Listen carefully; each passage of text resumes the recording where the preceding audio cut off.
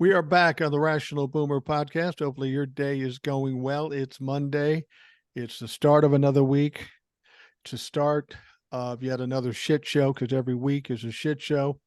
We know we're getting closer to indictments, both with Georgia and Jack Smith and the DOJ. And I'm very fortunate to have a listener who's been on a few times before. His name is Ed. And Ed, thanks for joining us. Oh yeah, right. Well, consider my name is Tony Negron. Oh, you know what? You know what? You're right. There's two problems there. Why I said Ed. Okay. Yeah. Well, you got Ed, the guy who normally comes in. Right. I didn't mix you up with him, but I have somebody else that follows me that writes me a lot, and his name is Eddie Negron. Oh no kidding. So he's got the same last name as you do. Well, that's a pretty common name. I mean, it's not common here in the States, but it is common amongst Latinos. So there's lots of Negrons in the world, in Spain, and all Latin America, and all the rest of it. And it is not a problem. You're old, I'm old. I confuse people. I keep meeting my neighbor. I keep thinking the same thing. His name is Chris. I keep calling him other things too. And now I just keep my mouth shut until I can remember his name. And then I have to go back through a whole system of memory to try to figure out what his name is and his wife's name is. And they've been living next door to me for a couple of years now. I knew your name was Tony. It's just, I had that other name in my head, and some reason it just came out. Now I've got a few people I know that always refer to me as Mark. I don't even usually correct them because I don't give a fuck.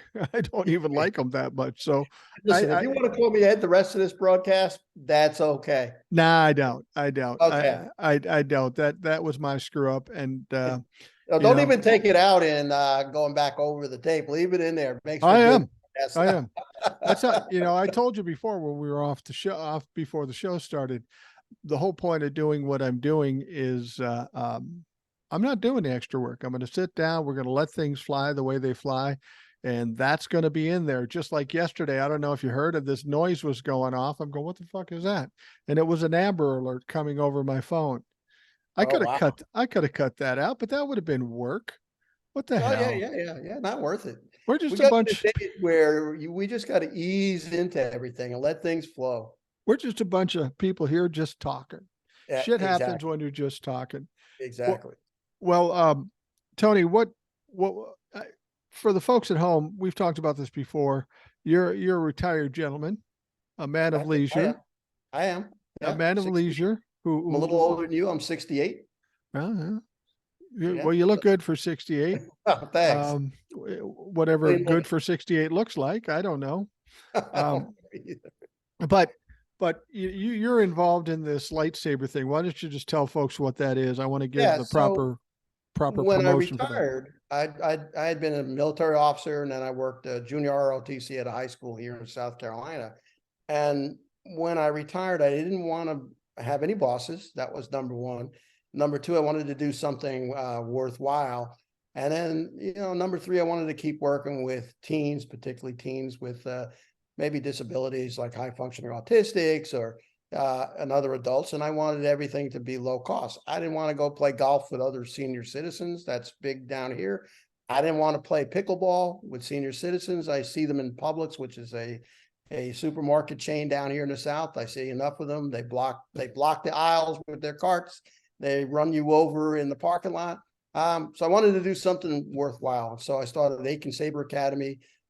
It is a lightsaber combat academy. We also teach something like epee, which is a weapon in Olympic sports. And then we teach a lot of stuff with foam weapons, shields, and things like that. We've been in business now 5 years. We're well known in our own community worldwide. I am called the Commander. And I've been on podcasts and all sorts of things. So I'm doing something cool for an old guy. And frankly, it just keeps me sort of going and happy and content in my old age. I think one of the greatest accomplishments anybody can do, and I think this is something people should look forward to doing. A lot of people want to retire with tons of money and tons of toys. And I decided I want to just have enough to do what I want to do. And I want to be able to do just the things I want to do. And you're obviously doing the same thing. And I got to tell you, That was one of the best choices. I mean, I could still work now and I could still make some money, but I got enough. I just want to do what I want to do. Yeah, And it yeah, just so yeah, you did. happens I do TikToks and fucking podcasts. And I've got some other toys. I have a, safe full of guns, and not bad for a liberal Democrat. I've Right. got a drone that I fly around and buzz my neighbor's animals with. And then I got just a few weeks ago, I got a robot dog called Luna. And this little thing wheels around. It looks at my face and then it jumps up and down for joy. It really pisses off my chihuahuas who hate the damn thing. I mean, it's a pretty incredible piece of thing. I could actually drive it if I want to drive it and look through its eyes, but pretty much I just let it go and it walks up to things and it says, oh, and then it makes a noise. And then all of a sudden it sees me and its eyes get big and it moves up and down like a real dog. It's the stupidest thing, but it tickles this old man. So yeah, I have some toys. And you're married, correct?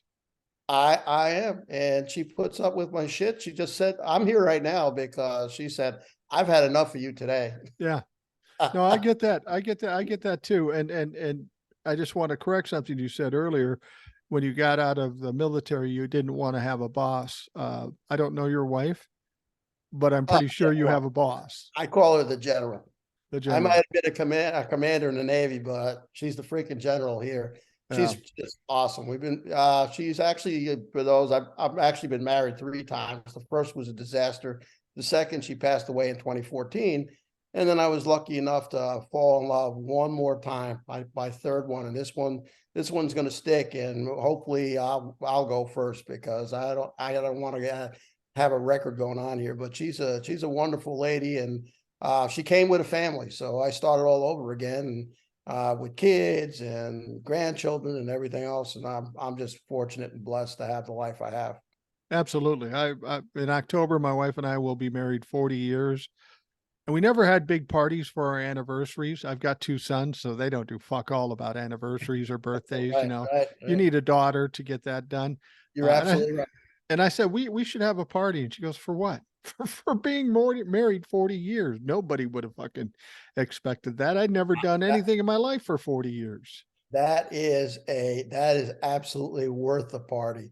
It It's worth is. it's absolutely worth celebrating. And God bless you guys for having been married for that long, because that is just a record that very few people get to see. Well, it wasn't that hard for me, but my wife had some ups and downs through the process. I'm sure my wife Suzanne could go ahead and feel the same way. They could probably be bosom buddies and tell stories about the two of us. Yeah, absolutely.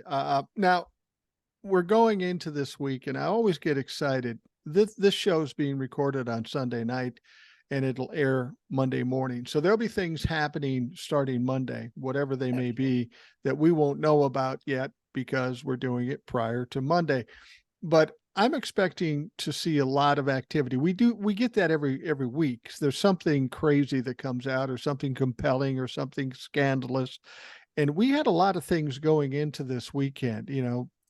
We seem to be sitting on the edge of 2 sets of indictments. We expected some indictments from Jack Smith on or about Friday. We got them, but not what we expected. We got superseding indictments to the classified documents, which was interesting, but we still haven't seen January 6th. We haven't seen Fonnie Willis. Now, we got kind of a window here because Fonnie Willis, we know, is going to be in the first couple of weeks of August. Tuesday is August 1st. So we're presuming Jack Smith is going to come before Fonnie Willis. So in the next couple of weeks, That was the common thought, that he would come in and try to beat her to the punch. well, and the Very, reason there's a good reason for that too. If they have overlapping investigations and or charges, it's usually tradition that the feds would go first and then the state, and we would presume that there are overlapping charges here because he's looking into Georgia and the fake electors and all that stuff. yeah, yeah, yeah. Um, I'm going to say something here. I'm curious as to how you would respond to this. I think we're right at a pivot point, a paradigm shift, whatever you want to call it. Things have been going more to the left. Republicans have been taking more hits, but I think the moment Fonnie Willis and Jack Smith come out with their indictments, boom, boom, it's going to change everything, especially if they start indicting sitting members of Congress and Ginny Thomas and all that shit, it's going to change everything. And the key here is not so much to also get Trump, and we knew this was going to come, and our side knows it. And yeah, this is probably the week we're going to see that. But the key is to go to the other players in the room with him, and that will make a difference. Now, do I think that's going to make a difference to the Trump people that vote for him? No, I don't think so. I don't think, short of him dying, I think he can sit in a jail cell and he's still going to get probably win the Republican primary. But you start to put some of the Congress people in the hot seat, you start to find the folks that were in his administration that were enabling him, and we in basically this giant conspiracy that was January 6th. I think that's going to be a big difference. It's certainly going to make a difference in the general election.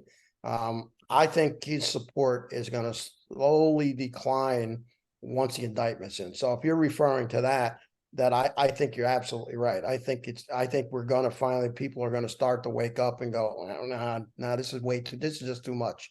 And he can claim he's innocent and all that, all he wants, and he'll still keep 15, 20%, but he's at 50% right now. So I think he's going to lose probably 20 to 30%. I think they'll walk away. This is going to be too much, but there's nobody to replace him.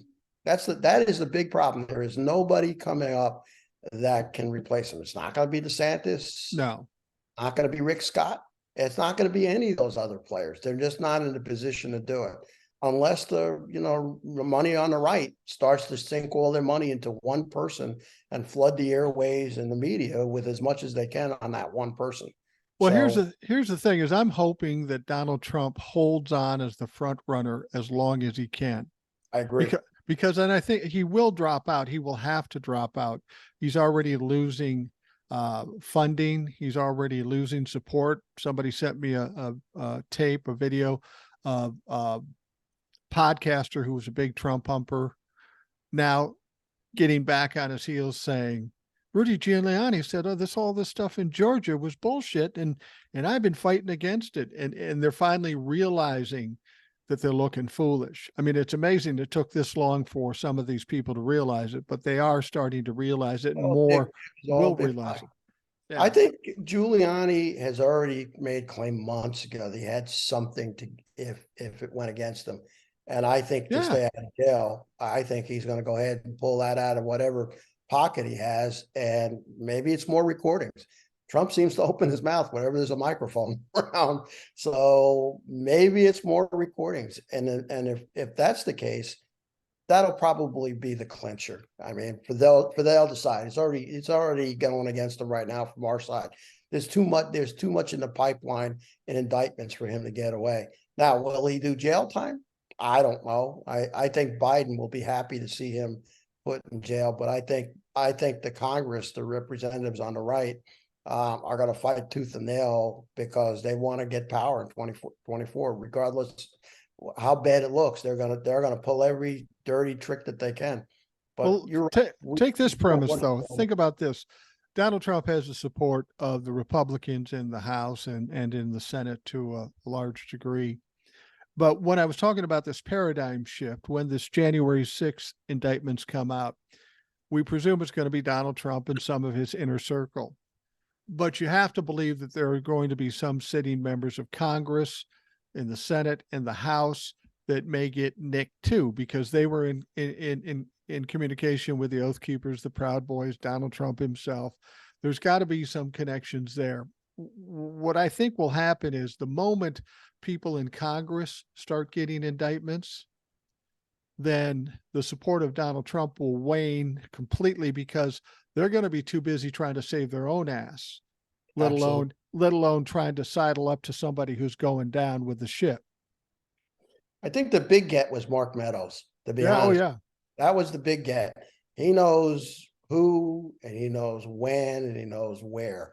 So that's all. Jack Smith has all that, and we will, over time, that's all going to be revealed, and it's going to be a bloodbath on that side. And frankly, gleefully, I'm looking forward to that day. Well, I'm thinking too, what we know now is pretty horrific, pretty damaging to this country, pretty damaging to the Republican Party. I just think we've scratched the surface of what we know. When it all becomes revealed, the things that Jack Smith and Fonnie Willis have, um, it's going to, people are going to be aghast about it because it's going to be so bad and so compelling that even many of the Trumplafucks that were following him were going to have to say, holy fuck, we had no idea. Now, why it took this long, I don't know, because I think we all knew it was going to be bad. But Jack Smith seems very calculating about the way he's doing things. I think so. And I think so as well. and he's setting this up for a Republican implosion. So I have a question. When do you, so he comes out and we add on another 40, 50, 60 indictments between Georgia and Jack Smith. When do you think this stuff won't come out till the trial? When do you think the trial will be? You think it'll be before the election? Well, I think the J6 stuff will be. I mean, the people are really worried about the classified documents thing. I think the pressure will be to get it done before the election. Now, maybe Aileen Cannon will try to stretch it out, but Jack Smith has set himself up where it doesn't really matter. The thing about it is, what I've always said is the trials and the convictions, don't even worry about them now. Because the fact of the matter is, when he's buried in indictments and court cases and lawsuits, he's going to be bouncing around all over the fucking country meeting court dates. How the hell he's going to have time to campaign? I don't know where that's going to come from. How is he going to be able to do it? I think his lawyers are going to end up representing him without him being in the court as much as possible. But Well, I think he has to show up to much of it, though. He has to. Maybe. Well, he definitely has to be at the trial, but I'm not so sure about the rest of it.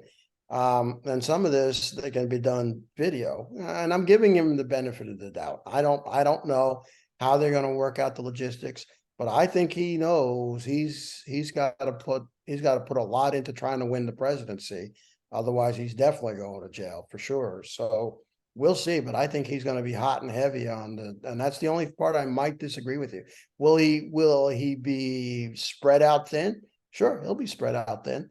But if you look at what happened in Pennsylvania, it wasn't a well attended rally. No, 4,000 people. He'd tell you 40,000, but it was 4,000 people. So if that's a sign of things to come, that's important. As he runs around the country and those rallies get smaller and smaller, that's what I'm going to be looking for. The crowd size. He can blow it up all he wants, but there's too many cameras showing the crowd size, and that'll show whether he has any kind of political support, not whether the usual suspects in Congress will be supporting him. Or whether the other people running against him have the courage to talk about him, other than Christie. It'll be the crowd size, and if the crowd size is dwindling, he's toast, and that's what I'm looking forward to. Well, the other thing is money too. You need money to run a campaign, whether it be for the primary or for the general election. And his money problems are becoming apparent. I just read that he pulled $40 million Yes, sir. out of his PAC to pay sir. for charges already incurred this year. So in 7 months, he spent $40 million on legal fees and not his campaign. Now you have to understand, $40 million, set DeSantis aside, that's more than all the other fuckers in this primary have. Well, it absolutely is. He's burning through money fast. And now he's starting a legal fund that he wants people to give to. I mean, how many times can you go to Trumplafucks and get them to dig into their meth and strip joint money and send it to Donald Trump? It's a lot to ask. I mean, all you have to do is look at the evangelical pastors riding around in 2 or 3 jets to realize that, the intelligence level of the people on that side. And you see enough stuff on YouTube and media and, where they interview his followers at these places. There's you can't help stupid. I mean, you just can't. They'll go without food and send him their last $15, and he'll gladly spend it on his attorney fees. So I But you're right. I mean, the big donors are going to run away as quick as possible. We'll see what gets siphoned to him from overseas. And we'll see what gets, because he's still the useful idiot. Yeah. Well, so Yeah. to this point, he is, but I Still the ultimately useful he'll idiot. be a jailed idiot ultimately. Well, I'm like you. I'm convinced that's going to happen. I just worry that it's going to happen after the election, and we'll end up in a constitutional crisis. That's my only concern. However, I want him to stay in the race as long as possible and keep the other fuckers from getting any traction, Right. because they're in their own ways, they're just as bad as he is. Their policies are horrible. So, we want him to stay. He has no policies. His policies, what people give him to sign. And we know that about him. But their policies, they're a lot smarter than he is, and they wouldn't be good for the country either. Well, the only way we have a constitutional crisis with Donald Trump in the race is if he wins, and there is absolutely no chance he wins. He lost by 7 million votes in 2020. Since that time, he's done nothing to gain votes. If nothing else, he's lost votes. The Republicans have lost votes. We saw that in 2022. Donald Trump doesn't have any prayer of being president. And what's sad is that's his only defense to all these crimes that he's going to have to address. He can't offer evidence or discredit what the evidence is against him. All he can do is a Hail Mary shot for him. He's got to win the presidency, pardon himself, or dump all the investigations. And it's just not going to happen. There is no way that Not Donald gonna Trump can win. The other part of that though is Biden, who has frankly been a pretty decent president.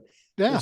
There's some thought that he's going to go to the conventions and then turn over all his electors to somebody else. I've been seeing a little bit more about that he won't run. I don't believe it. I think it's hard to get rid of an old man once, or an old woman once they've got something like that.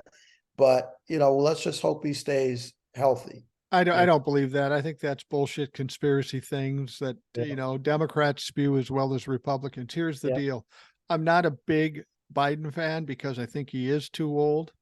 But at this point, the time between now and the election is too short. He's got a track record.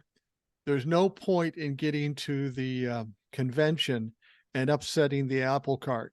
They're on the road. They're on the track to win. Let's just get the win. Now, after he gets elected, if he's not healthy, if he's not whatever, then I could see him maybe turning over the reins, or maybe he rides it out till he's 86 and he's fine. I don't know. One of the things I don't like about Joe Biden is he's too old school. He's not in touch with the times. He's That's the maybe truth. too moderate for the times. And the young people who are going to go on into the future need somebody of their own age to determine their destiny as opposed to At some least a 80-year-old young, guy. at least a young Gen Xer. Yeah. Some, Yeah. yeah, it doesn't have to be a millennial or a Gen Z, but somebody else needs a turn. I mean, we're seeing it. You see Feinstein, and you see Mitch McConnell, and you see and Clyburn is 85 from South Carolina. Right. It's time for them to pass the torch. Absolutely. They're stopping the country from moving forward. The only bad part that I see, I read recently that the Gen Z Republicans that are getting out of college are not your old timey conservatives of lower taxes and smaller government. They are culture warriors coming out of there. So I've Yeah. seen youth polls. So the divisiveness is going to continue on, because that's where their young people are coming from, and they're gonna. It's so it's kind of a shame, but I don't know. I don't know that our young people, they're not that enamored of President Biden, which is a shame because he's done more for them than pretty much any president that I've known in recent memory. Yeah. I Well, mean, they're young and they don't understand everything, and that's not their fault. That's just their age. I think what we need to do as boomers and maybe Gen Xers is we got to get through this 2024 election. We got to yeah, get Biden elected. What happens after that, if he doesn't make it through the 4 years or whatever, that's fine. We'll find somebody that's younger. Even Kamala. I don't have a problem with Kamala being president. no, I don't either. Um, She's but qualified. yeah, she's qualified. But if we can get the Senate and the House the majority, then shit can start to change. And by 2028, millennials and Gen Zs are going to be the biggest voting bloc there is. It's that time they'll take the reins, and we'll just have to sit back and let them determine what their future is. All the best we can do as the older generation is win 2024 in a big wave. If big blue we wave. can, absolutely, I agree with you. We have a shot at it. If Oh, I think we're going to get it. Well, the House of Rep, I almost have no doubt the House of Representatives is going to fall back to being blue. I'm just always worried about the Senate and the money that gets put in to either hold and then retake positions. So it might switch, but it might not. It might just stay with a 1 or 2, and then the Senate rules will stifle, innovation until 2028. Well, you hear people talking about Mitch McConnell after going through his little episode and finding out that he's fallen a number of times in the last year. He's looking bad. He's looking bad. He's looking almost as bad as Dianne Feinstein. So they should be both out on their asses because they can't do their job. But Mitch McConnell is an interesting situation. He's a Republican. He's from Kentucky. If he dies or if he leaves office, then the Democratic governor has the right to appoint somebody. In normal circumstances, a Democratic governor would appoint a Democratic senator, and that would fuck things up. Well, I will give Mitch McConnell credit. He was looking ahead, and maybe a year or two ago, he went to the legislature and had them make a rule that if he leaves office, then the Republican legislature would pick 3 candidates, presumably Republican, and that Andy Beshear, the governor, would have to pick from those 3. Once again, gaming the system, much like Ron DeSantis did down in Florida, not having to resign in order to run for the presidency. But I read something interesting, and it's kind of like a Republican tactic getting thrown back in their face. Andy Beshear vetoed that bill. He did. And they have a super majority, and they overrode his veto. But right. Andy Beshear says the whole concept that they're put through in this bill is unconstitutional. I think it's the 17th Amendment, and it appears as though he's right. So some people are thinking that Andy's going to go, okay, if Mitch is gone, I'm appointing this Democrat. Don't like it, fucking sue me. Because that's exactly what he's going to do. Yeah, I do too, and I think that's a good idea. Run out the clock. Yeah, exactly. I mean, the guy will serve. Well, if Mitch is not going to. When does Mitch come up again? I don't even remember. I think he ran. I think it's 26 because he got elected in 20 and they got 6 years, so it's 26. Right. This motherfucker is going to have to last another 3 years, and I don't think that's going to happen. I don't think he's looking horrible.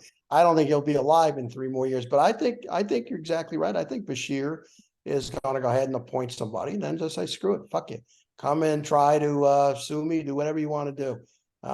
Your law was unconstitutional. He's going to follow the same playbook that Alabama is doing with the Supreme Court. Just ignore it, right.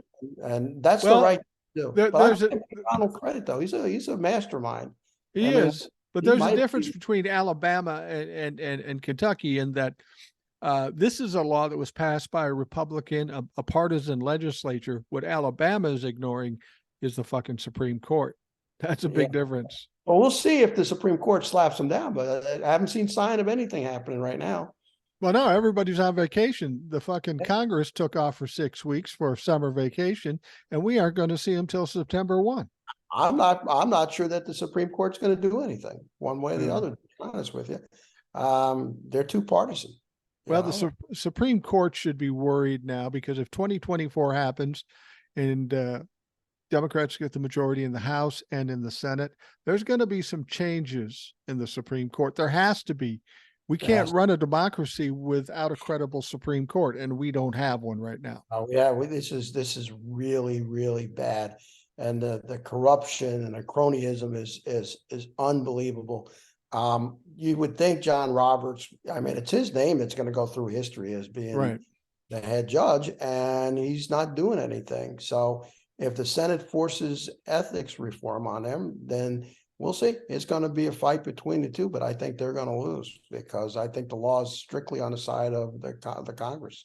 Well, I tell you what, as we get closer to the 2024 election, and if it appears the Democrats are going to get the power in the House and the Senate, you're going to find the Supreme Court all of a sudden waking up and go, yeah, we'll work with you guys. Yeah, We'll work with you guys. I think Because you're right.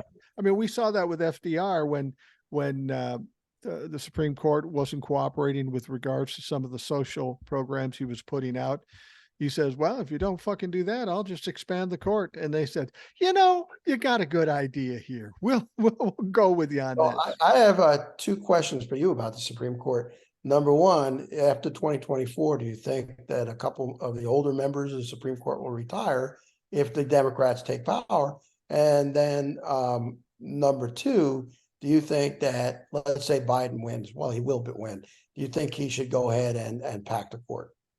Well, those are some good questions. I think when we're hearing these inklings about Clarence Thomas and Alito retiring, that's a rumor going out, and it may be after the 2024 election and all that, and maybe before. I think that's more not so much about retirement and about age. I think it's pressure. I think there are some things going on with Alito and Clarence Thomas. Some of the things they've done are so egregious. They're a little concerned about legal problems that they're going to run into. And I think they're going to use their retirement as leverage to get out from underneath. I totally agree. I think Roberts has something to do with that. It's his legacy, as I said before. And I think he's going to want them out, which would be good. But then if that's the case, well, even if that's not the case, do you think Biden should go ahead and have 13 Supreme Court justices for the 13 legal districts? I think he should. And this is the area that I have a problem with Joe Biden. He was against getting rid of the filibuster, which is absolutely ridiculous. That's old school attitude, and it's not going to fit in today's culture. But at the same time, he also said that he wasn't so sure that he'd be interested in expanding the court. Again, I don't know why, other than him being old and out of touch, but that's going to have to change. I was talking to somebody on the show recently. Joe Biden's going to say whatever he has to say to get elected in 2024. If I'm Joe Biden and I'm 82 years old, I'm in my last term, I'm never going to run for re-election anymore. I did pretty well in the first 4 years. In my mind, if I'm Joe Biden, I'm going to be working on my legacy. I'm going to turn this fucking country over, and when I'm dead and gone, I'll be considered the greatest, most progressive president in history. Now, will he do that? I don't know. And the CHIP Act is not going to cut that. No, he's got to do more. He's got to get the health care, the loan forgiveness. He's got to do all this shit. And he needs a Supreme Court to do that. Theoretically, yeah. Yeah, he does. Theoretically, yeah. They've been stifling him, but I agree with you. I totally agree with you. He should be looking at his legacy. He should be thinking about greatness. What can he do to change the country around? Well, that's one of the things that would trouble me about Obama. I like Obama. I had a lot of trust in Obama. And I've said before that Obama didn't take the opportunity to the full extent. Now, I do have to say the Republicans did everything they could to stifle him, so he could only do so much. But I think Obama had an opportunity. Frankly, Trump had an opportunity. Trump could have come off looking like a genius coming out of nowhere, but he was too wrapped up in enriching himself and not the country, and he couldn't grasp the idea of doing something good for the country without being able to put money in his pocket. Every president that comes in has an opportunity. It's a matter of whether they take it or not, or they're just riding the fucking bench hoping to make some money and get through it alive. Well, in all fairness to Obama, he was a brand new president. He had 2 years where he could have done something. Yeah. But he's got guys like Joe Biden whispering in his ears not to do those things. Right. It's gonna screw up the moderates. So we're lucky we got the health care out of those 2 years, to be honest. And then after those 2 years were over, there wasn't much he could get done after that. It was 6 years of fruitless endeavor to try to get things done. He even had a Supreme Court justice stolen from him. Right. I mean, that's much respect that the Republicans had for him. Well, and is there something they could have done to be a little tougher? I mean, back then and up to recently, the Democrats have been pretty passive about everything. We'll take the high road, you take the low road. I think we've all found out that that doesn't work. I made this comparison one time that that the way the Democrats fought the Republicans, it was like some guy following every rule of the Marquis of Queensberry going up against a street thug. The proper fighter is not going to win that one because the thug's going to be No, dirty, and so no. maybe you need to be a little thuggish too and get down to their level and fight in the same way that you're being fought against. We have some energy now. I mean, the Democrats are fighting.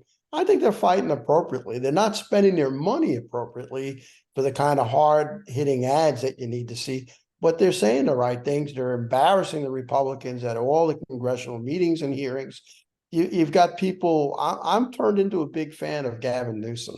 He's Yeah, gotten a lot of exposure, and frankly, if I had any say in it, that'd be the guy that I would pick to be running in 2024 because he's a real fighter and he's as smart as Mayor Pete, who I thought was the smartest guy in the room until I right, heard Newsom. And he's got a hell of a record in California.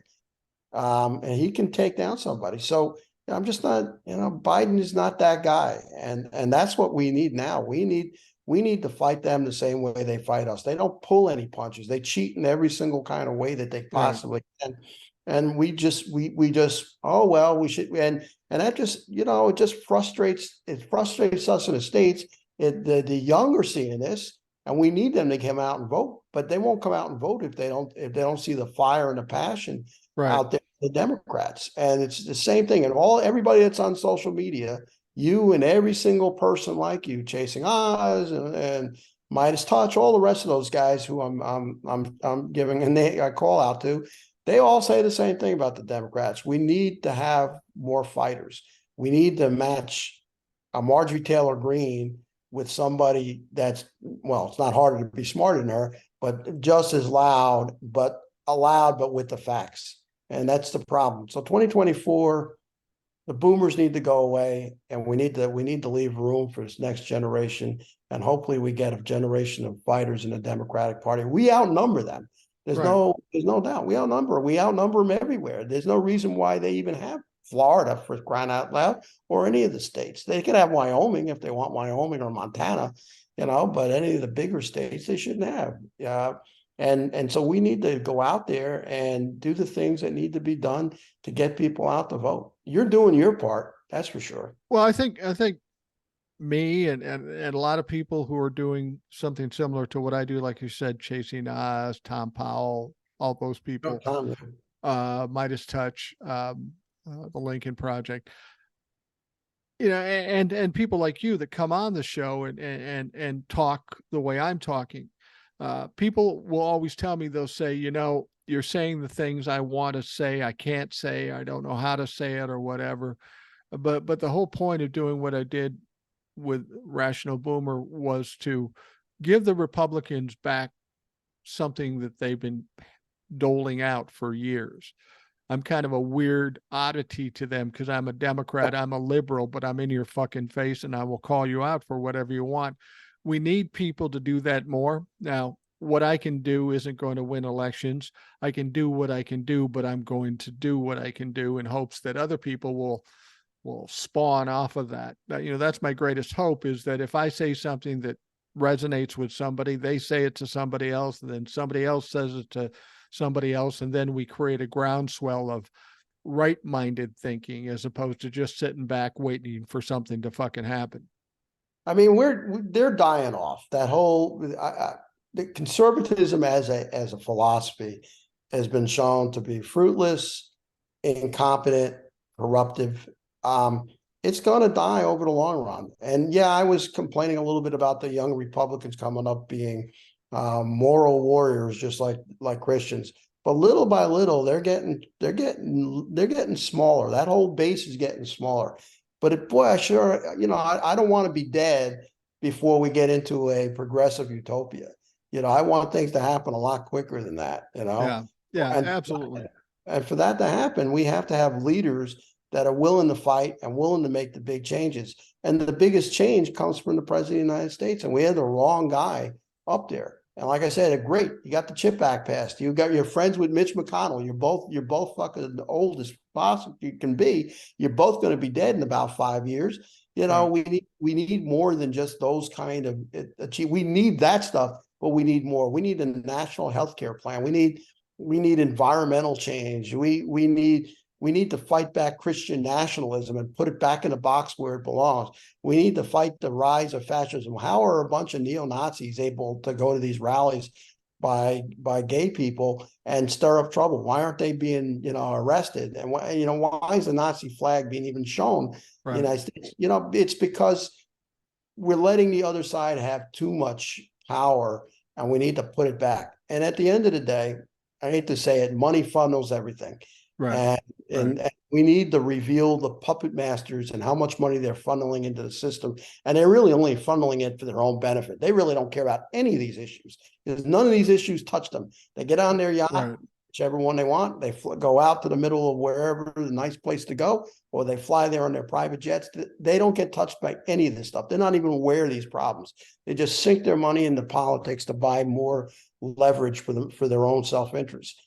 And it's gotta, we need to reveal that. We need to fight harder. And you and the rest, I got to say the Lincoln Project probably is the biggest of all the organizations we talked about as far as funding and money. Absolutely. And 15 years ago, you and I would have hated those people. I mean, they're Republicans. Yeah. They were not only Republicans, but they were the ones that would have been saying the Biden crime family. I mean, these were the anti-Hillary people back in the day. And they were in the 90s. But god dang, that group knows how to, put together an ad and fight.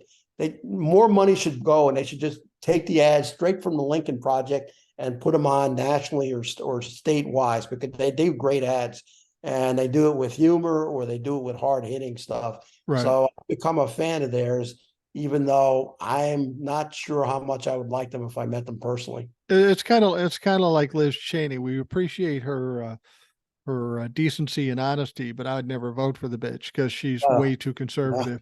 I want to say something about Joe Biden too, because as we were talking about Joe Biden, we both agree that he's too old and it's time for younger people. And I'll get a lot of people who will say, you got to stand behind Joe Biden. I stand behind America. And I will say this about Joe Biden. As much as he's too old and he's maybe out of touch with what the future holds, he was the absolute perfect person to go up against Donald Trump in 2020. We needed him for that. He was the perfect person to get shit done with a tight Congress. He had the knowledge and the experience in the Senate and in Congress to get things done. And he sure got a lot of things done. You can't deny he's been a productive president. And he's a decent man. I mean, an honest, decent man. And everything you just said about him is all true. But sometimes you have to know when to leave the stage. Yeah. And he's like Feinstein and McConnell and some of the other mid-80s kind of people in Congress. They don't know when to leave the stage. But boy, he actually has been a very, very solid, good president. And in fact, I think he's more effective than Barack Obama, to be honest. No question. He is more effective than Barack Obama. And you brought up Gavin Newsom, and other people have said to me, what do you think about Gavin Newsom for 2024? Well, that's not going to fucking happen unless Biden keels over. That's not going to, soon. That's not going to happen. And I don't think Gavin Newsom would wade into that prospect of trying to go up against Joe Biden. I mean, people have to understand, as much as he's old and maybe not the exact perfect person to lead us into 2024 and beyond, he's really the only person that we know right now that is in a position to win in 2024. He's got a track record. He's an incumbent. He's been the president. He has no scandals. As much as the Republicans are trying to create some, he's had no scandals. He is our best chance to win in 2024. And the idea that some of these people want to compete against him, RFK Jr. is an absolute joke. Gavin Newsom, I guarantee you, won't even put his foot in the water because he's smarter than that. He knows better. Then I heard somebody in my own home state, a gentleman by the name of Dean Phillips. He's a representative. I think he might even be my representative. He's not a bad guy. He's more of a moderate Democrat. He might be a prospect down the road, but he's testing the waters to see if he should run this in 2024 in the Democratic Party and challenge Joe Biden. I sent a note to him. I go, what the fuck are you doing? Why would you want to confuse the situation for your own fucking ego? You've got a good track record. You've got a good history. And if people don't know, his name is Dean Phillips.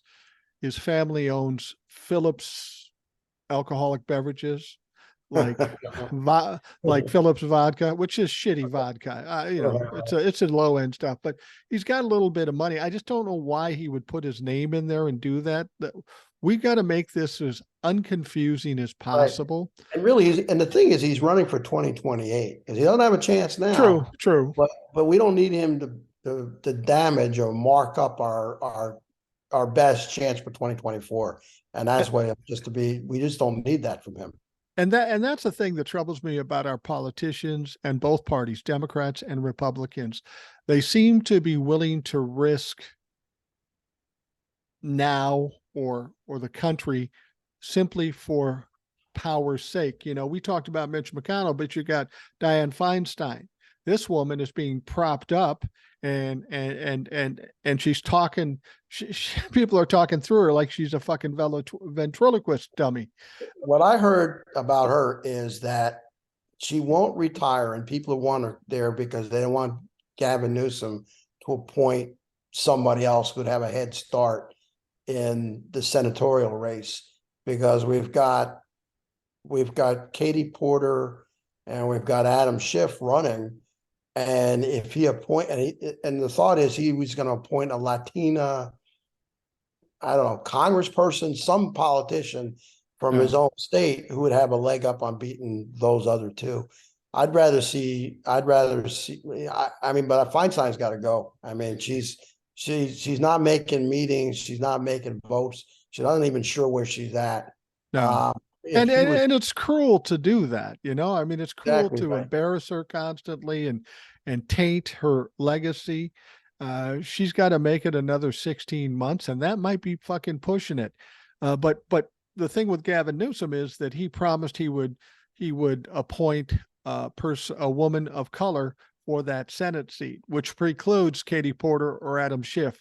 Be honest with you, when we're talking about Nancy Pelosi and the Democratic establishment, they all want Adam Schiff in there.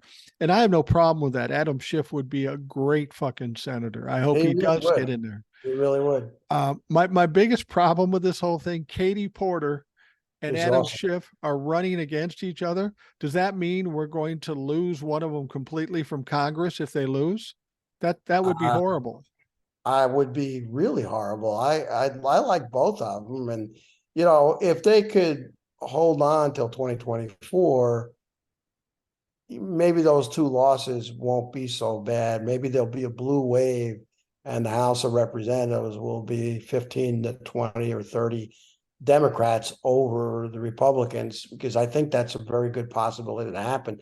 But both of those people would make great senators. I don't even know who their other senator is. Who is it? I know who it is. I can't think of it. I'll figure it out. Yeah. I mean, that shows you how much impact that individual has. Well, somebody wrote me a note, and initially I thought this was a good idea, but they said, we could fix this real easy. Have Gavin Newsom appoint Adam Schiff as the senator, and then have him appoint a woman of color to the House. But that's not how that works. He can appoint a senator, but if someone leaves the House early, now there has to be a special election. He can't just appoint anybody.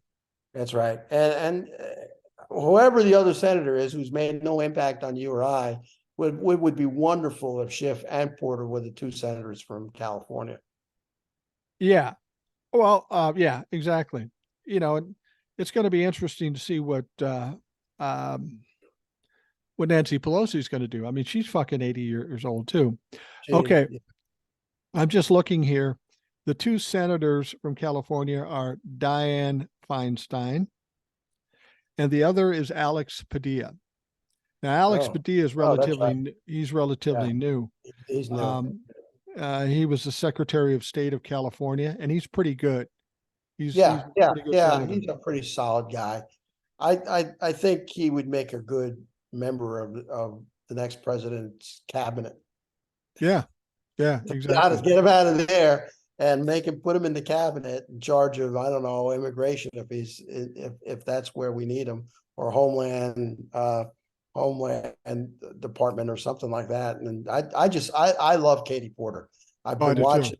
Yeah, I just, man, she's better than the House of Representatives. She should be in higher office. And I love Adam Schiff. He Yeah. should be in higher office. And I don't know how we get there from here. Neither one of them should work for the administration. I And, think they're doing that. and you know, Eric Swalwell, he's from California too. Yeah, exactly. I mean, unless they were getting a high profile thing like Secretary of State or something like Right. that, Any one of those ones. anybody that has the courage to call Kevin McCarthy a pussy on the House floor, that's my fucking guy, you know? That is my guy. I like Eric Swalwell. I tell you what, Tony, we're going to take a quick break and Yes, we will sir. be right back. All right. Hit the not record button.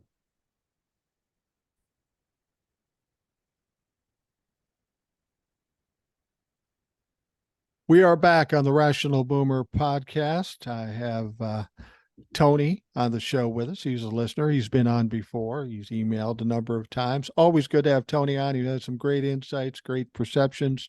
He's an old guy like me. So if he's old, you know, his shit is some seriously direct and honest and accurate I thought shit. you were going to go with something else, but okay, we'll take Well, that. no, you know, I'm going to be nice, at least on the air. Okay. Like my mom always told me, I did this on the air one time. I said, like my mom always told me, if you don't have something nice to say about somebody, say it behind their back. Exactly. And she got a lot of heat about that. She goes, Mike, I never said that. I go, I know you didn't say that. It was a fucking joke. Yeah, but people believe it. I go, okay, I'm sorry. I'm sorry. I won't do it again. I promise. And I probably It did sounds do it like a again. heck of a woman. Yeah, she was. She was. She had to Uh, keep a bunch of kids in line, and she did a good job. And I was no easy task. I can oh, promise you that.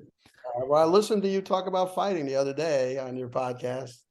I had a So few in my lifetime. You know what the funny thing about fighting is? I learned something. You know, it's something some kids go through, and it's not the greatest thing. I told my kids when they were growing up, don't get into a fight because no matter whether you lose or win, you're going to get hurt.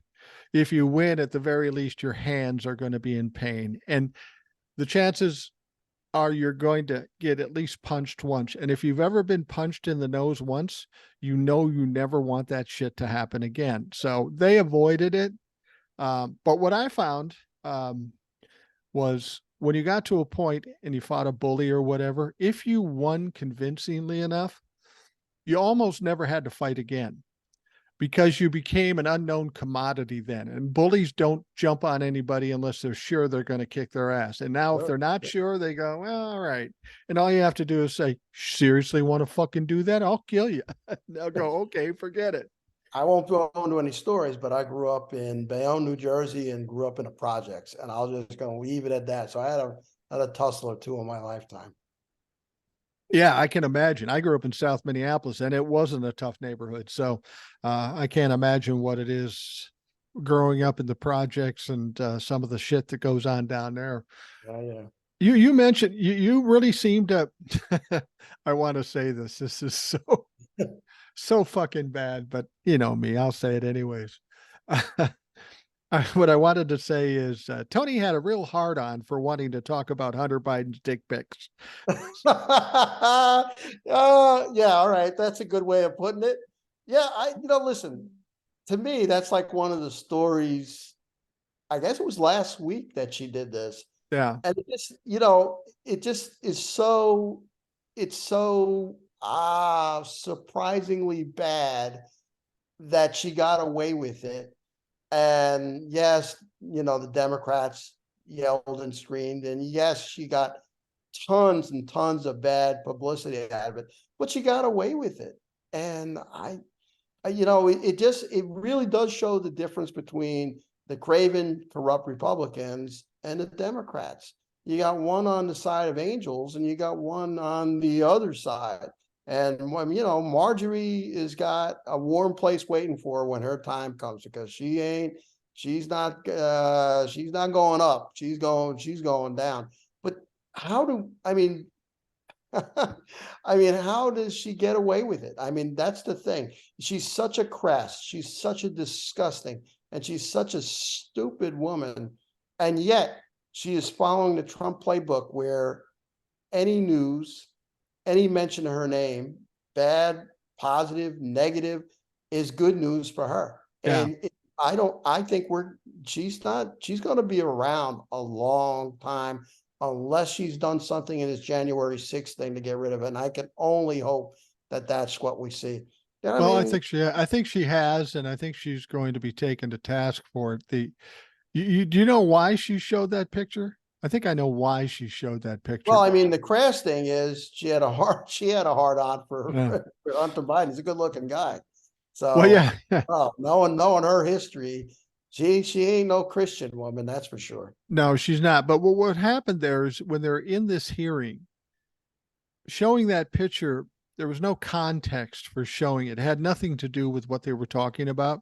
Nothing. But if you remember, a few days before, she gave this little speech. She thought she was owning the libtards. And the way she was doing that is by trying to compare Joe Biden to FDR and LBJ and how awful that is. She doesn't even fucking know who LBJ and FDR was. And it was nothing but a compliment. So Joe owns a Trumplafuck by taking exactly what she says and, and him saying, yeah, I support that. Well, Dark Brandon. It embarrassed her. So she had to do something to hit back, because we know Trumplafucks and Donnie and all these idiots hit back, and they're going to hit back harder. So she pulled this out unexpectedly for the Republicans. I'm sure the Republicans weren't expecting it. It had no bearing on anything. She did it to try to own Joe Biden or pay him back for embarrassing her. What she doesn't realize is the only person embarrassing her is her. She's so fucking stupid. She's so inappropriate. The only thing I will say that she's done right, that I agree with, that she's done well in Congress, is calling Lauren Boebert a little bitch. That's accurate. I'll give her that. Absolutely accurate. You know, and she's running in a district. It's a rural district, probably evangelical, probably Southern Baptist for the most part. If I were her opponent next time around, I would pull that out, and I would run Lincoln Project ads against her, 24/7, and show her what a piece of shit she is. And if they still vote for it because they'll vote for a rock over a Democrat, well, that's on them. It just shows you where their heads are at. But Right. my God, she's just, it's an important story in the fact that it shows you how low our politics are now. Nothing since Trump, nothing is out of bounds. Nothing. No. And the problem is that Marjorie and her ilk are following it at this whole thing with the Biden crime family. That's their buzzwords now, and they're all using it. The Biden crime family, and I'm hearing it echoed by their voters. And it's just disgusting. There's no patriotism in that. There's no sense of, healing America. There's no sense we can beat them with our ideas, because they don't have any ideas. They never had. I heard the other day that somebody is getting ready to put out a conservative healthcare plan. And of course the plan is going to be private insurance, Right. And at the end of the day, if they get power, it will be unsubsidized private insurance, where you supposedly get a tax credit to be able to afford your insurance, or you go on these health savings plans. None of it is good for the average American. And the only thing that's going to happen if their plan passes is that these insurance companies are going to get richer than they are right now. Of course, they're going to. So that is their healthcare plan, which they haven't been able to put together in, I don't know, in the years that certainly Trump was there, or before that, and that since Obamacare, they've never been able to come up with a plan. But it's conservatism has turned into something ugly and disgusting and evil. and it's priests and priestesses like Marjorie Taylor Greene, nothing is out of bounds. I mean, that's why I think that story is important. It's good to show the difference between them and somebody like AOC, who, rightfully called her out on the floor of the House, and wasn't the only one to call her out on the floor of the House. And it's indefensible. And, they tried to defend it during hearings, but it's indefensible. So, I mean, that's the only reason I wanted to bring it up. I mean, there are a lot more important topics, but that one to me sort of stuck out. Well, there was the House of Representatives always had its share of goofballs in it. But to a certain extent, there's been some honor and some respectability in the body, the House of Representatives. And it just goes to show how much things have deteriorated the credibility of the House of Representatives under the rule of the Republicans, under the rule of Kevin McCarthy. And I made a joke in a previous podcast on TikTok.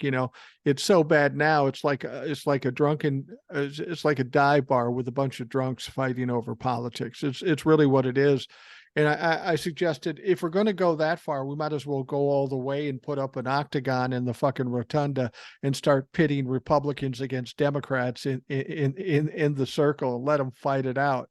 I suggested AOC and Lauren Boebert. AOC's kind of skinny, but I think she's wiry. She's got some Matrix fucking moves.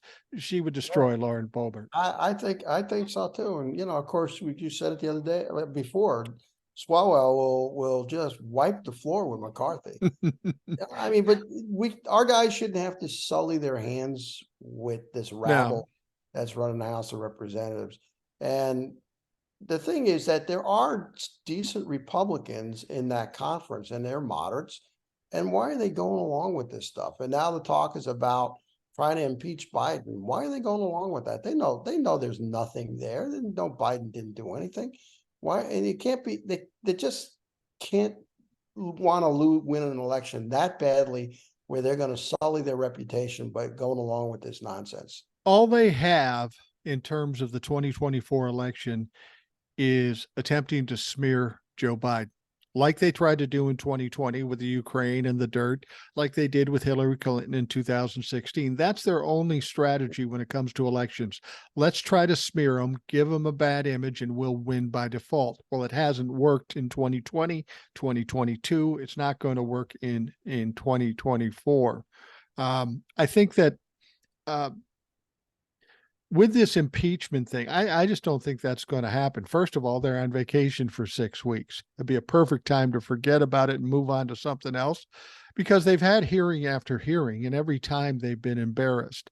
Now, the MAGA fucks aren't smart enough to figure that out, but I'm hearing that some of the other people that are maybe a little more reasonably minded are getting tired of being embarrassed, that having an impeachment is not going to be positive for the Republicans. It's probably going to hurt them. So I think there is some pushback in the Republican Party about having this impeachment, because it's just completely unjustified. If Joe Biden did something to be impeached, I'd be the first one to say, yeah, let's fucking do it. But there is nothing. The things they talk about they aren't even in the context of something that's impeachable. No, and the thing is, it's most Republican senators would agree with you. There's going to be a couple that are going to sort of go along with the MAGA crowd in the House of Representatives. And I was listening to, I guess it must have been a Lincoln Project Crazies of the Week episode that they do. And they showed a bunch of House of Representatives talking about the Biden crime family, and there's plenty of evidence and all that. And it's just nuts. But there've got to be people of honor within that party that will stand up and go, hey, this is wrong. We got to win on ideas. We got to do. But then there's not. No. I've always felt my entire life that conservatism is a corrupting, terrible thing for this country. Not in all the years I've been alive have conservative policies helped someone in my position who started at the projects and grew into where I am right now. There's not one single conservative thing that helped me along that path, that gave me a hand up the ladder, so to speak.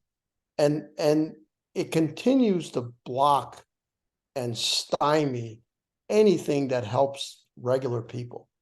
And someday, God help us, I almost wish the aliens were real and they would come down and shoot a ray at the stupid fucks that vote for that claim to be conservatives, and just maybe activate their brain cells so they could see what goes on with conservatism as a body. Someday, I think it's going to be a historical dinosaur that is finally extinct. I don't know when that day will be.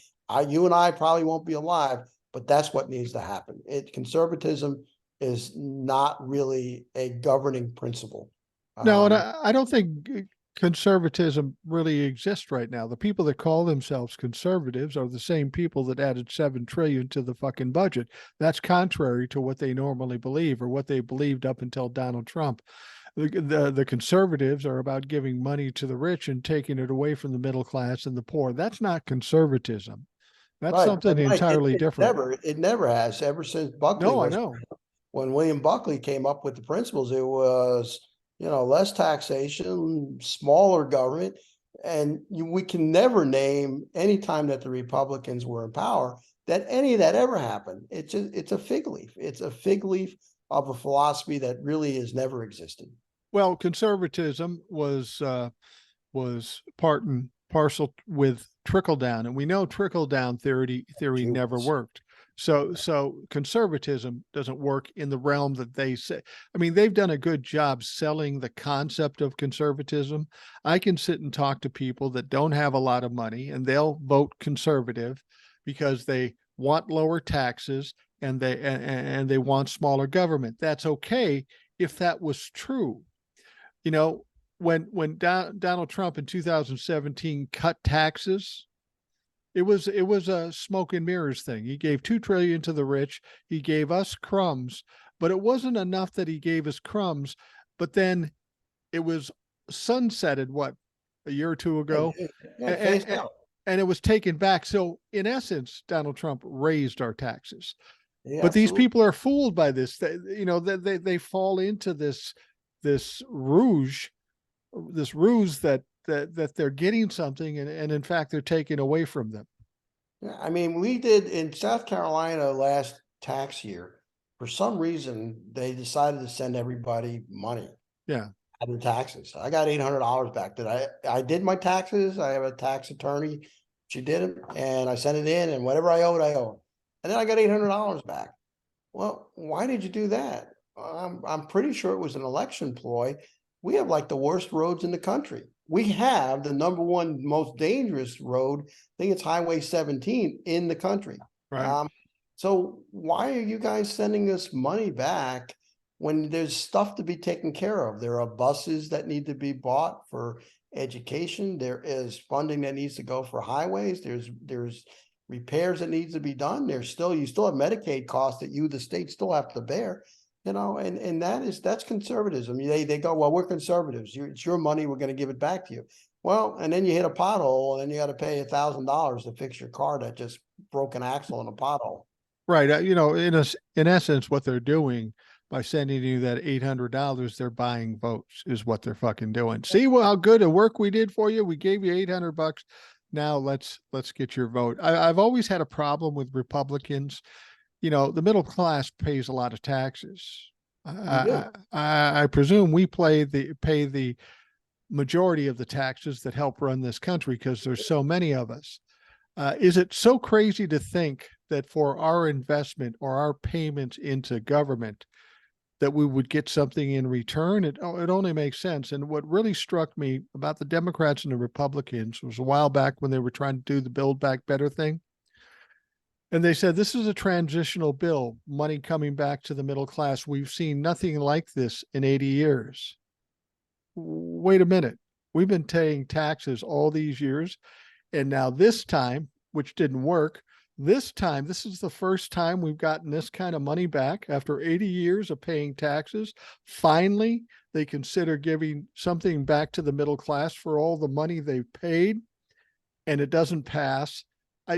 That bothered me with the Republicans and the Democrats, because the Democrats have been in power. They could have codified Roe v. Wade. They could have sent more money back to the middle class, but they chose not to because they didn't need to, because they had the votes.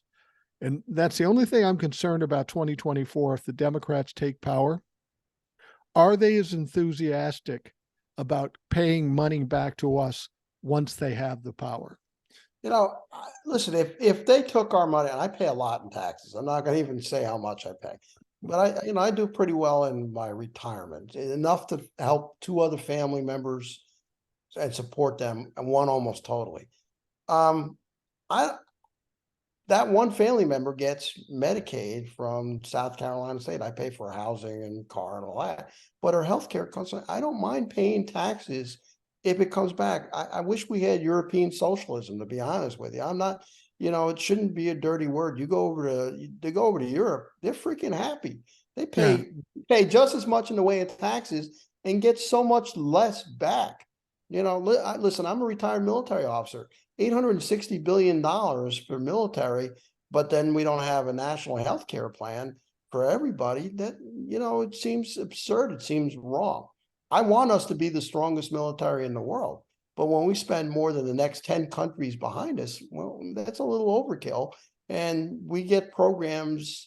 There's a ship. It's called the Littoral Combat Ship. They built a whole class of it. Then they said, never mind. That's not what we want. Boom. Right. So like billions of dollars, that now they're going to give the ships to, Pakistan maybe, or in the Middle East someplace.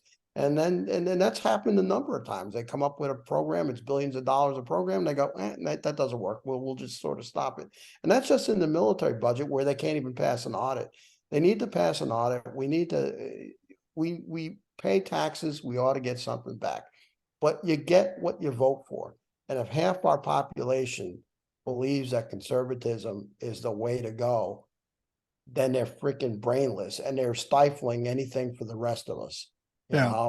I mean, I don't know I know how many people who work laying down floors or plumbing or something like that, and they either have no health care because they can't afford the health care because it's not subsidized here in South Carolina, or their health care is through, I don't know, an HMO kind of thing.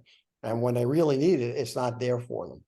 So, give us European socialism. We ought to look at Sweden and Finland and all these happy, where basically they sit, they know they're going to pay, half their income in taxes, but everybody's taken care of. They can walk into a hospital, get a procedure done, and just walk out. And you and I could move there tomorrow, get hurt, get hit by a bus, go in the hospital, and come out without a bill.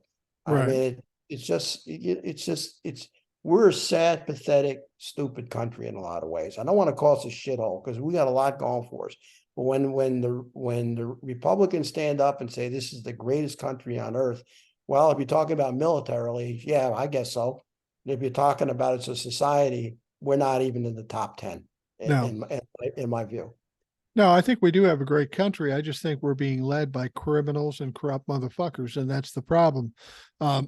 I've said this, and it's kind of partially tongue in cheek, but it's not really. United States of America will always rush to the aid of anybody, any state having a crisis, a hurricane, an earthquake, a fire, whatever. And they pour money into it, as they should, to help people get back to normal. My contention that we have a couple of other crises that we just ignore. One of that is healthcare in this country. At the very least, everybody should be able to get the proper healthcare because it's there to be had. It's just not affordable. So people are dying or getting sick because they can't afford it or they don't have coverage altogether. To me, that's a crisis in this country. The second one that's a little tongue in cheek, but not really, is we have an epidemic in this country of fucking stupid. Oh not, my God. Not only should we forgive loans, we should be offering up free education to anybody can get it, that anybody wants it, so we can bring this country back up to the standards of like China and other countries that have technology. We've got a lot of dumb people in this country, and it's not just about who they vote for. It's just we're creating a class of serfs, that just Which do is the what shit. the powers that be want. They Right, want exactly. less educated, and that's what they're getting. They're getting a less educated population that's willing to accept working in conditions that are arduous and unsafe. and my son's an English teacher. If they made college free for those that earned it, and you'd have to earn it, we'd be sending tons of qualified people of all colors and races fighting for those slots. We got more universities and colleges than any other country in the world.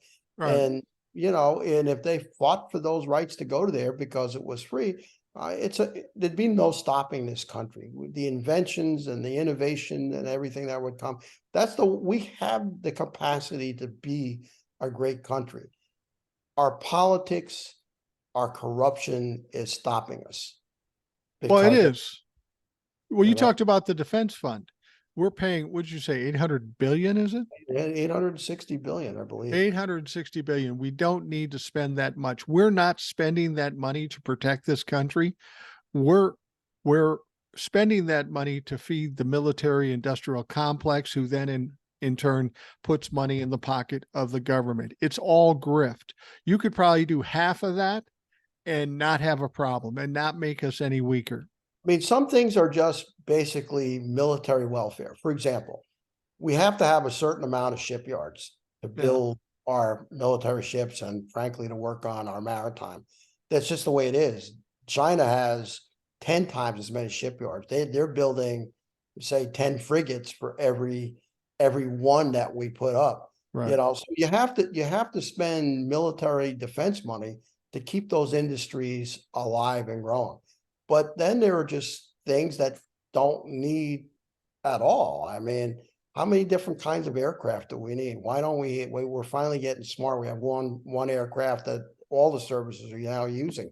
But I mean, we have, we need a fighter, an attack bomber, and we need, we don't need to have 10 different things. Frankly, I think when we established in 1947, the Air Force, not to put down the Air Force, the more that we grow services like we just did with the Space Force, the more that they try to find missions to justify their existence, the more money that it costs us, and so the Space Force was another boondoggle that Trump put. In 10 years, that thing is going to be huge because they're going to find more missions to spend more money, and the defense budget's going to be even bigger than it is right now. Right. We can't keep going like that. We have to do something for regular people. And we just can't get there because the wealthy don't want it, and they spend their money to keep the stupid, and their votes are preventing us from moving forward. And we have the same problem in healthcare and in colleges and universities. We don't have healthcare because the big pharma and the healthcare lobbies want to keep making the big money. Absolutely. And our government is allowing them to do that at the expense of people dying and getting sick and not being able to get coverage. It's the same with education. You got these big lobbies that are constantly getting subsidies from the government, and then on top of it charge their students ridiculous amounts of money. It's just about big corporations who happen to be colleges and or healthcare facilities just making money. And they've got enough money behind them that they can buy out the people in Congress so that this perpetuates. None of this is good for the people of this country. No. And that's why they were put there in the first place. They're supposed to be serving us, working for us. I went to college. I think it cost me $800 a year. Yeah. I didn't pay a dime for college. It was all state scholarships and basic economic government grants. So I didn't pay anything. I didn't have to pay for books. I didn't have to pay for anything. I had to take the bus to school. My son, there's where I live in Aiken, South Carolina. There's USC Aiken. It's a branch of the University of South Carolina. It's like roughly $6,000 to go there per year. And he went and he got a teacher education. And within graduating, he had a job with 10 minutes after walking on the stage. He was already working at a local high school, and where he is today. And that's the kind of education that we need. We need something that produces results. I mean, to pay $75,000 in debt or be in debt for philosophy, education is ridiculous. But they don't care. They say they're in the business of education, but they're not. They're just in business. Yeah, they're in business. And I personally think that the whole whole situation with education is going to change over the years. I think I've told this story before. My wife and I were sitting down and trying to figure out putting away money for my granddaughter to go to college. Okay. And and we're talking to the financial guy, and I said, well, we'll put this money in there. But what if college, the way we know it now, doesn't exist? It doesn't happen. Well, no, you got to use it for college. I go, what if I can't use it for college? Well, then you have to find a way to use it for college. That's the only way you can access the money. I go, we're not fucking doing that. Absolutely. I'm not gonna have a financial institution tell me what I have to do with my money. Because I have a son who has a degree, um, a general degree, and he was having trouble finding the kind of job he wants. My brother is a director for a big healthcare, a director for IT for a big health company, and he told my son, he said, "You're into computers and IT and stuff like that. Here's what you do: you go online, you get this certification that gets you in the door. Then you take other certifications as you're going along the way, and you will go up the ladder by getting these certifications." And I have a sense that's where our secondary I, education is going to I go. think you're right. I think, first of all, I don't know if you've ever used Chat GPT. I have. Yeah, okay. So can you imagine that is going to become part of online courses, say for high school? You Yeah. know, and frankly, the colleges, instead of having TAs teaching it, you're going to have, a bunch of students sitting with laptops, and an AI is going to be teaching them. So everything's going to change, but they're still going to charge you the same amount of money. And this is where we need politicians with vision, for real progressives, to look at the society as a whole and say, we've got to make changes. Biden giving loan forgiveness is great, but they're loans. They were already made. They Right. already had to borrow that money. If the universities were preventing from overcharging, or being forced to say, what are you producing here? How many of your graduates have jobs within 5 years of graduating in their certifications, whatever they are? And we're holding them accountable. That's the kind of leadership that we need, and we just can't seem to get there. And with a person like Biden, like I said, I like the guy, and loan forgiveness, God bless him for doing it. But that's not the answer. The answer is to stop the universities from taking advantage of our kids. Absolutely. And to be perfectly honest with you, the idea of giving $10,000 forgiveness to all the people who have loans, that's just a token thing. It doesn't do any good. They still have to make ridiculous payments. They're still going to be struggling financially. It gives them a $10,000 break. But when you owe $60,000 or whatever it is, it's really not that big a deal. It doesn't, it helps, but it doesn't fix anything. No, the millennials and the Gen Zs are starting out in such a bad place compared to us as boomers. Right. Yeah, education was pretty cut rate for us, coming up. We had our generation before us that came out of World War II, and college was almost nothing for them, and their costs were nothing. And then there wasn't much for us either. And then all of a sudden, we've just let greed into every aspect of our society. And of course, You, you're you, conservative. The conservatives don't have any foresight either. no, We know that the Gen Zs and the millennials will be the major voting bloc in 2028, which would also suggest they're the ones that are going to be driving the economy. If they all are slaves to debt and can't qualify or buy anything, that completely fucks up our economy. And yeah, they're still living home. yeah, and it fucks up the value of your home. I mean, if you're an old guy that said, "I paid my bills," that's fine. How are you going to like it when you sell your home as part of your retirement and it's worth half as much as it is right now? Yeah, Then you'll yeah, start screaming, but it'll be too fucking late. yeah. I mean, yeah, we're raising a generation of paupers, Yeah. educated paupers, and no, and we have smart people looking at the issues, but they just can't get anything done and get any political traction. And that's where you gotta have people of vision completely at the top. And 2024 is not going to do it, because Biden's just not going to get that done.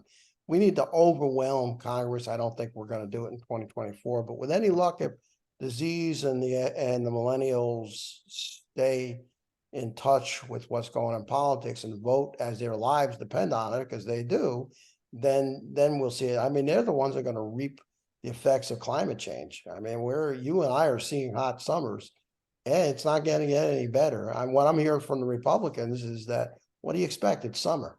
Well, no, it's the hottest summer that has ever been. And, I mean, but it's looking like it, particularly the Z's are staying in touch with this stuff, and they'll have long memories, and they need to wipe out that one party. That party needs to go the way of the Whigs, and conservatism needs to die before we can start to address the big problems that are affecting this country.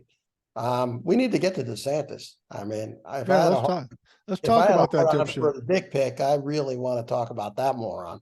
Yeah. Everybody was so afraid that he was going to be the heir apparent, that he was going to be the nominee for the Republican Party. I don't think there's any fucking chance that he is anywhere near the nomination in 2024. I just don't see it. He's done. You know how when Trump talks, it just raises the hackles on the back of your neck, and you go, I can't listen to more than one Right. word. Right. I can't listen to that. He's stupid, and he's corrupt. That's kind of where I'm at with DeSantis now. Oh, yeah.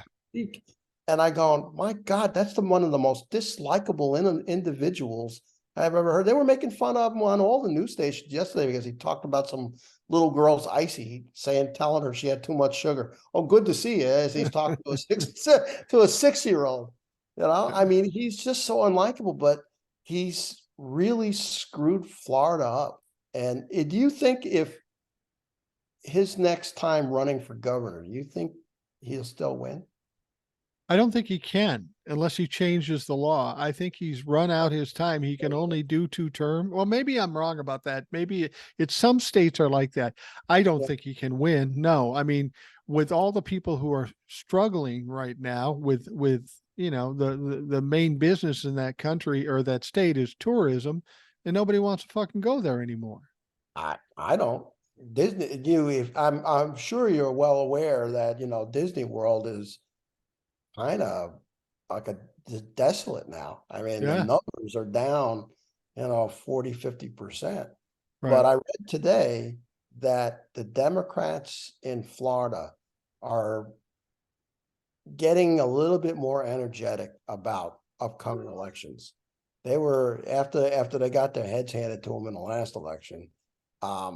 They were kind of down, but now DeSantis is single-handedly energizing the Democratic machine in Florida. Everything he does screws up the state, screws up his prospects, makes him no way he can win a general election. He's maybe even worse than Donald Trump at this point. When Tom Colbert was on, we talked about that earlier. He was telling me about his brother who lives in Florida.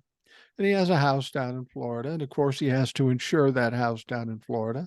The average insurance for people owning a home in this country is about $1,700 a year. Well, his insurance went up to $6,000. And not only is it too high, now he can't even find anybody that will insure his house. Now, imagine what that does. If you've got a mortgage and your house isn't insured, that's a fucking problem. You may lose that house if you don't insure it, or they'll find some other insurance that doesn't cover anything but themselves, and it will be crazy ridiculous. So now if you've got a insurance policy that you have to pay of $6,000 a year, there are some people now that are going to be paying more for insurance than their actual mortgage. And it's devastating to people down there. A lot of them are older, a lot of them on fixed incomes. They can't afford to get those kinds of increases. But, DeSantis, dipshit, socially awkward Dick DeSantis, is too busy running around trying to be president to do anything positive for the state and offer any help to the people in the state. Well, the legislature is also incompetent. They're not doing anything either. They just passed a law recently that helped the insurance people more than it helped regular voters, regular people. You can't. They're in a bad spot. You can't afford the insurance. If you have the assets and your house gets damaged, now you're having to put your savings to fixing your house, and you can't sell it. Nobody wants to move and buy the houses at the higher prices they have. And if you're unfortunate enough to live in the condominium, the homeowners associations have gone up to where they're, might have been a few $1,000s a year, and they're now like $500,000 to $1 million a year for an HOA. If Which you're has a if you're a Republican in Florida and you love Ron DeSantis, try to sell your house. See what happens. If you do sell it, it's going to go for a lot less than you expect. Yeah, it has actually become. I thought Texas was bad, and Texas is bad, but Florida, I have to say, is probably the #1 state to avoid if you're moving anywhere. I belong to a bunch of retirement Facebook groups, and somebody was saying, I want to move someplace. What do you think about Florida? And 500 replies later, with 3/4 of them being negative, that person's going to move to Virginia, I think.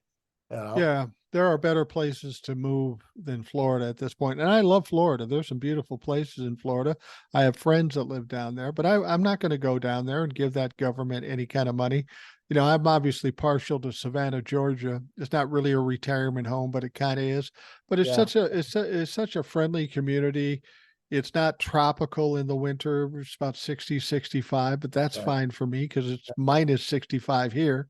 Um, but I just want someplace calm where I don't have to go through a bunch of shit. And in Florida, that's what's going to happen. You're going to go through a bunch of shit. It's a red state, but it's a red state that you don't hear a lot about. Kemp made some moves to about voting early on, but over the last 2 to 3 years since the last election, you don't hear much about it. And it actually seems to be a decent state to move to. It's a big state with a lot going on in it. It is. Well, you've got 2 Democratic senators, which is a plus. And to be honest with you, Savannah is a blue dot in what is maybe a red state in terms of geographically. Atlanta's not so much red, but I've said this before. We have all these white supremacists and these racists saying, "Oh my God, what happens if the white race is the minority?" Well, then I found out in Savannah, Georgia, that the majority in Savannah is people of color at 59%. White people are at 38%. I couldn't love that fucking place anymore. The people are the nicest people in the world. If that is the result of white people being in the minority, bring it the fuck on, because I don't like what I deal with where the white people are the majority. I think that's the same case in Atlanta. Yeah, I think you're right. And I other than being overcrowded, you don't hear a lot of bad things about Atlanta. It's a No. big city, it's a giant city. So yeah, they're gonna have problems with crime. They're gonna have problems with commuting in Atlanta. But as far as being a powerhouse kind of city with a lot of energy, Atlanta is definitely one of those places. Would I live there? No. I won't live in any big city again ever in my entire life. Right. Nor will I live out in the middle of nowhere either. Nor will I live in a place that has minus 65 temperatures. I'm a Puerto Rican guy. I am not living in Minnesota. No. But you've been down to Savannah. I've offered this before. Anytime you're on your way down to Savannah and you want to stop and spend the night at my home, you are always welcome here. Well, we're probably going to Savannah next month, in August, like middle of August. But we don't typically drive down. We fly right into Savannah, or sometimes we'll fly into Jacksonville if the flight doesn't go right to Savannah. We could fly into Charleston sometimes. We were just in Charleston about a month and a half ago. It's my city. Oh, it's a beautiful city. Yeah, it's a beautiful city. But yeah, I'd love the opportunity to meet up. South Carolina, I like South Carolina too. One of the other places we were looking at was Myrtle Beach. What state is that in? Yeah, that's South Carolina. You don't want to live there. High crime. That's what we found out. I mean, we were seeing these beautiful beach homes and stuff, and it looked beautiful, and the prices were cheap. But then I looked into the crime, and it was fucking horrific. Traffic is bad. The actual, Myrtle Beach itself is, it's kind of an older, beat up kind of place. I wouldn't live there. When I go down to Myrtle Beach, I stay at North Myrtle Beach, and there's a 4-star hotel down there. We just spend the money to have a little bit more private beach. Hilton Head is kind of a nice place, but it's expensive. It's real expensive. If you've got a place in Savannah, that's probably a decent place to sort of hang your hat. Well, you know, if you want to go to the beach and you're in Savannah, we always go to Tybee. It's Yeah, it's exactly, it's exactly. kind of it's more of a blue collar compared to I've only been to there one Hilton time. Head, Yeah, but nice. it's a great beach town. It's 20 Yeah. 25 minutes away. It's great. That's one of the reasons we went to Savannah too, because of that beach town. We're on the intercoastal waterway. We can walk to the water there, and that's kind of cool. But the beach at Tybee, you can't beat it. You know, if you unless you're hoity-toity and have to go to Hilton Head. We go there from time to time, but I prefer Tybee. We have a good sized swimming pool that we use with our granddaughters and stuff. So this is the first year we have not gone to the beach one time. And I don't know, it's so hot. And then the shark Yeah. attacks have been up and down the coast. And my wife, my wife said no. So we've been just using our house as a resort place and hanging out at our pool and stuff like that. And the water temperatures in Florida are warmer than my swimming pool. Right, Right. right. That's crazy. That's absolutely insane. And just, it's not refreshing to go sit on a hot sandy beach, jump in the water, and it's as hot in the water as it is on the beach. We were in Tybee maybe a month and a half or 2 months ago, just my wife and I, and we were on the beach and she took off her shoes and was going to go walk in the water. She literally burned her feet on the sand. It was and it was painful. I mean, it's fucking hot. And the whole shark thing, any hint of a shark, if I get my granddaughter down to Savannah and out to Tybee Island, there's no way my son's letting me put my granddaughter in the fucking water if there's any sharks. There's just no way. Hell, my wife won't go in the water if she sees a dead caterpillar on the bottom of our pool. Get that thing out. Forget if there's a couple flying ants. I say, honey, the pool's outside. You're gonna get dead bugs in here every now, crickets. We got a kind of spider that kind of just hangs out on top of the water, and then I don't know, kind of runs along the surface, Yeah. and that's what we got. But the shark attacks, the heat, all climate change. And, and until we do something, we are changing the entire nature of the world. And we can't get there from here. Miami's already worried about flooding, the Well, next, you get this kind of heat this close to the shore, as a former meteorologist, you're going to get something above a category 5 hurricane come through here. It gets into the Gulf Stream with those kind of temperatures. The sky's the limit as far as how intense a hurricane could be. And you might not get like 5 in a row, but if you get one, it can do a lot of damage. That's why I don't live on the coast. I went through enough hurricanes in the Navy, having to guide ships out of it and all that, that I said, I'm not, and I've been through a bunch of hurricanes on land. I said, I'm not doing that. There's nothing worse than losing power for 2 weeks, well, you that's know? one of the things I liked about. I don't know much about hurricanes because I live in Minnesota. I know about tornadoes. I know about snowstorms. I know all about that shit. But somebody said, "Well, if you move down to Savannah, what about hurricanes?" And I said, "Well, I think it could have some effect, but I'm 25 miles off the coast, so that's going to at least slow it down by the time it gets to me." Yeah, you won't get the storm surge, Right. you'll get the damaging winds. These things are pretty big. The damaging winds in a major storm go in, a couple few hundred miles. How does But it affect the intercoastal waterway? I mean, it's not moving real heavily, and it's quite a ways from our, it's down a long, long, long dock well, the to get to the. wind, the wind pushes the water. It's just that Yeah. simple. Yeah. So you get a strong enough wind, it's going to push the water even in the intercoastal waterways. So that's what you have to be careful of. I don't know if any of the houses in Mississippi, if you lived along the coast, they have houses on like stilts. Right. So, that kind of thing. Didn't help them during Katrina though. No, it Great certainly storm did not. surge came in, and so I got out of there, I don't know, a few weeks before Katrina. But you should be okay. It's the idea of the inconvenience of damage to the infrastructure. So, Yeah. but you have a place to live in Minnesota. So by the Yeah. time you just, go get a rental car and drive on to Minnesota and get the hell out of there. So I think you'll be safe. But if you're in Florida, these things cross the entire peninsula of Florida, and even you'll get damage in the villages and stuff. And it's just, global warming is a real effect. It ain't just because it's summer. everything is hotter now, and that's, you're getting more droughts, you're getting more humidity, you're getting more. We haven't seen a major hurricane yet, but the season's still reasonably new. So Right. we'll see what happens in August. But this is why I wouldn't live near Charleston or anywhere near the coast.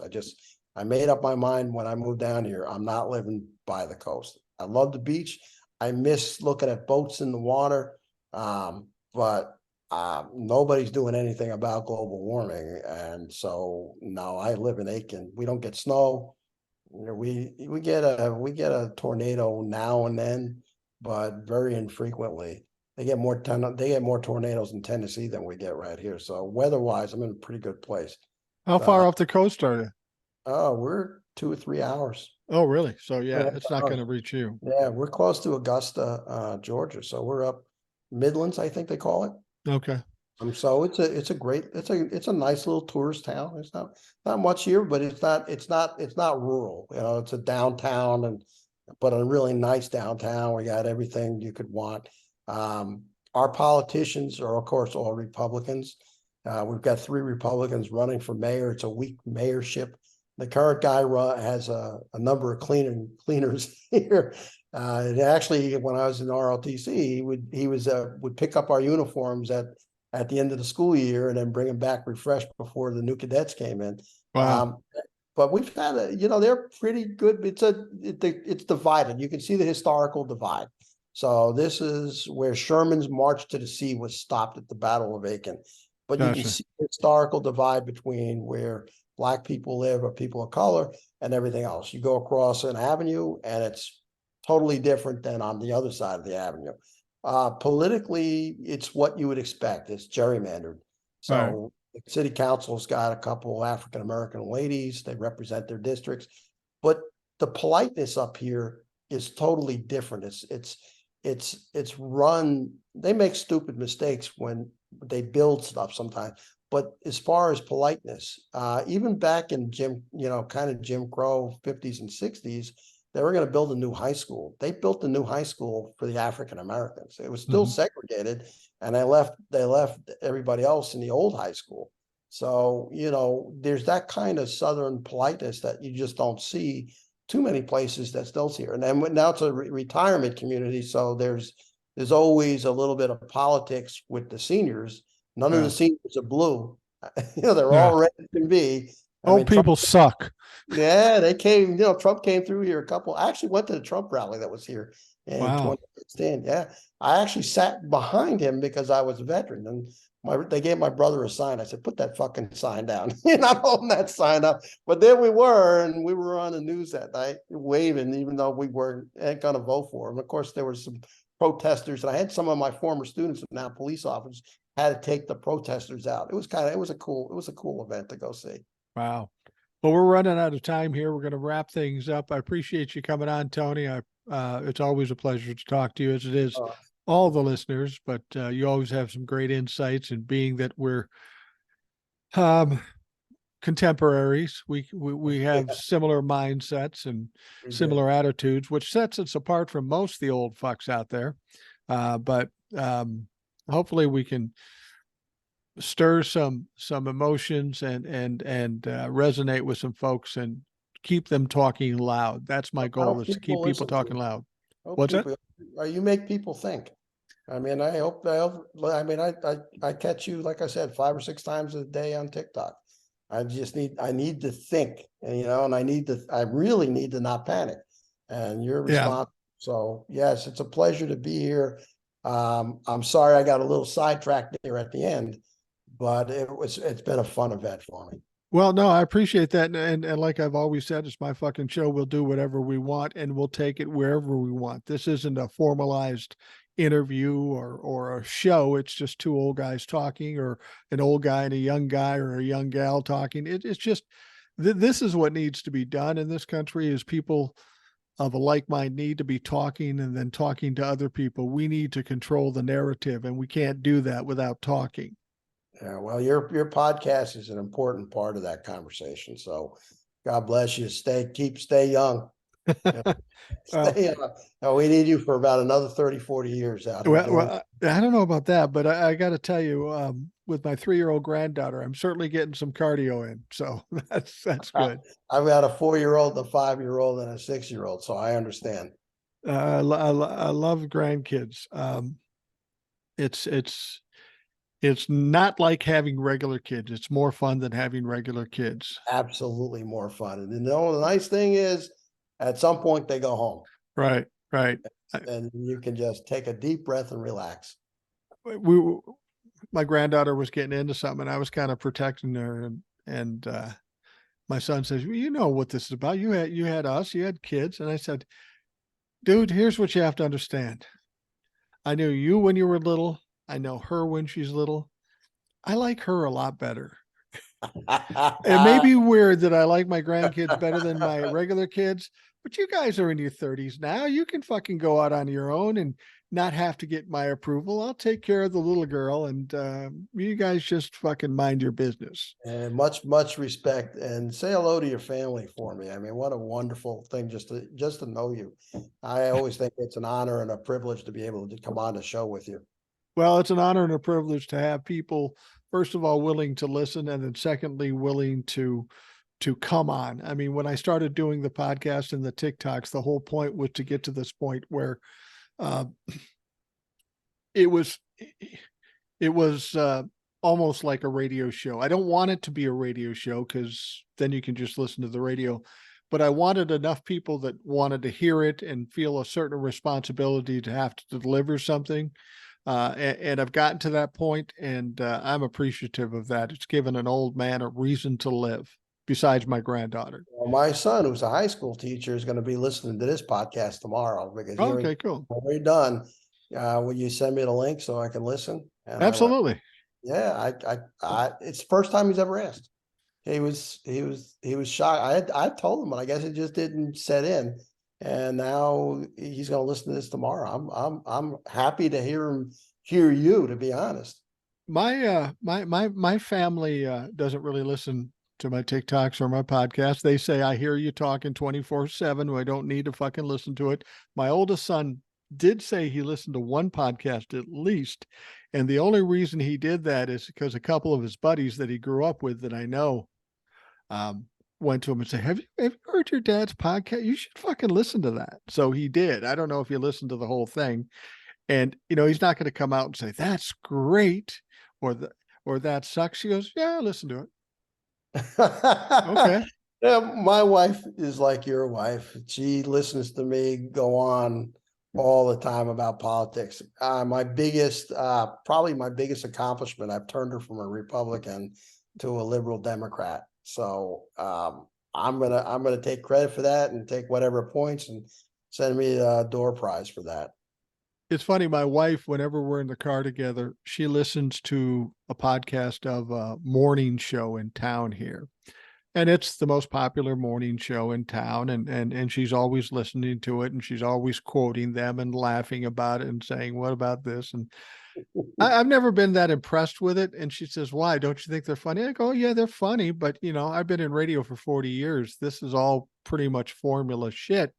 And it doesn't hit me like it hits you. It doesn't make you any less reasonable for liking it. I just don't, it's okay. I'll listen to it." And I said, "But there are some people that actually are as dedicated to listening to my show in the morning every morning as you are to this show." And she goes, "Yeah, okay."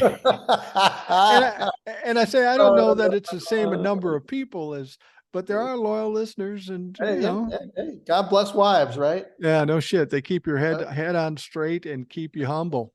Keep you humble. That's exactly right. Well, listen, it's been a real joy. I don't know if we're still recording or not, We but are, we are. to the listening audience, it just doesn't get much better than this. Just two old guys conversing about politics. Follow politics. It affects your life. Know what's going on. Know who the players are. Get smart about it. Influence as many people as you possibly can. Do it for yourself. Do it for your kids. Get your kids educated on the issues as well. Well, Absolutely. All right, Mike, whenever you're ready, we can pull the plug. We can pull the plug. Well, thank you, Tony, for coming on. For those of you listening, thank you for taking the time out of your day. Hope you have a great day. We're starting another week. It's going to get crazy, so stick with us. We'll talk to you again tomorrow.